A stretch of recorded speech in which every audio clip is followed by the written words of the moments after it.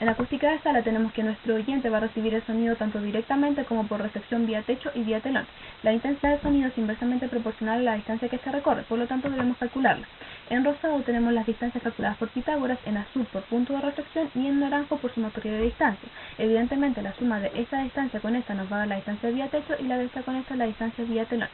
En la generación del sonido tenemos aquí nuestra tráquea, nuestra laringe y nuestras cavidades vocales y nasales que corresponden a nuestras cavidades resonantes. El aire proveniente de los pulmones viaja a través de la tráquea hasta llegar a la laringe, donde hace vibrar nuestras cuerdas vocales, generándose así el sonido, es decir, la voz. Nuestra voz está constituida por un primer armónico o modo fundamental y los múltiplos de este. Para calcular sus frecuencias tenemos que tener en cuenta que nuestro sistema tráquea, cuerdas vocales, laringe se comporta como un sistema semicerrado. Por lo tanto, mediante esta ecuación podemos obtener las frecuencias para cada modo. Obtenida las frecuencias podemos calcular la velocidad angular para cada modo y con ellas la velocidad de cuerdas vocales para cada modo. En la emisión del sonido tenemos que el sonido se propaga gracias al movimiento de las partículas del medio, las cuales hacen un movimiento de vaivén pero sin desplazamiento, es decir, se mantienen en el mismo punto. Con la velocidad de las cuerdas vocales que habíamos calculado anteriormente podemos calcular la presión sonora de cada modo y la intensidad sonora de cada modo.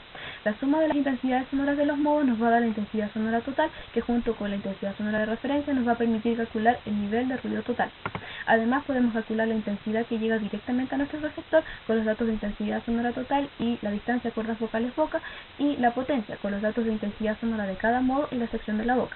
La suma de las potencias nos va a dar la potencia total emitida por la boca. En la propagación del sonido ya sabemos que parte llega directamente y parte llega por reflexión. Esta última se va a tardar más en llegar que la que llega directamente y mediante esta ecuación podemos calcular ambos retrasos. En ambos casos nos podemos dar cuenta que el número nos da inferior a 0,07 segundos, es decir, no se va a producir eso.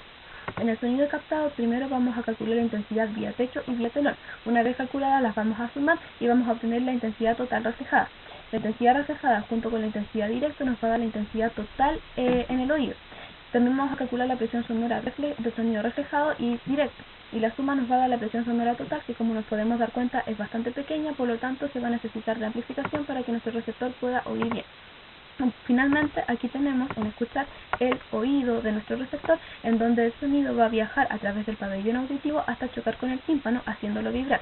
Parte de la energía que llevaba el sonido se va a perder debido a la impedancia del tímpano y la impedancia de la cóclea, las cuales las podemos calcular mediante la fórmula de impedancia del medio y la velocidad con la que vibra el tímpano con la fórmula de impedancia específica.